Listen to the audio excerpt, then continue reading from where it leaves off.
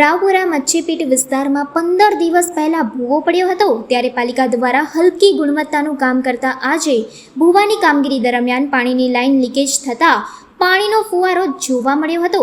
ઉનાળાની સિઝનમાં વડોદરાના અનેક વિસ્તારમાં લોકોને પીવાનું પાણી નથી મળી રહ્યું. લોકો પાણી માટે વલખા મારી રહ્યા છે અને વડોદરા મહાનગરપાલિકા દ્વારા અનેક વિસ્તારોમાં ટેન્કરો દ્વારા પાણી મોકલવામાં આવતું હોય છે. ત્યારે વડોદરા શહેર મચ્છીપીટ વિસ્તારમાં 15 દિવસ પહેલાં ભૂવો પડ્યો હતો, ત્યારે વડોદરા મહાનગરપાલિકાના કોન્ટ્રાક્ટરો હલકી ગુણવત્તાની કામગીરી કરી જતા રહ્યા છે, પરંતુ યોગ્ય રીતે સમારકામ ન કરતા આજે ભૂવાની કામગીરી કરતા પાણીની લાઇનમાં લીકેજ થતાં ફુવારો જોવા મળ્યો હતો.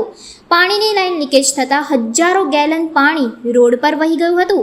સવાલ અહીં એ ઉઠે છે કે વડોદરા મહાનગરપાલિકાના કોન્ટ્રાક્ટરો દ્વારા યોગ્ય રીતે કામગીરી કરવામાં આવે તો વડોદરાની જનતાના રૂપિયાનો વેડફાટ ન થાય અને લોકોને સમયસર પાણી મળી રહે, પરંતુ પાલિકાના ભ્રષ્ટ અધિકારીઓ દ્વારા યોગ્ય રીતે કામગીરી ન કરાતા સમસ્યા ઉદ્ભવે છે. ત્યારે વડોદરા શહેર મચ્છીપીટ વિસ્તારમાં છેલ્લા 15 દિવસમાં વિશાળ ભૂવા પડ્યા છે, વધુ સામાજિક કાર્યકર્તાએ જણાવ્યું હતું.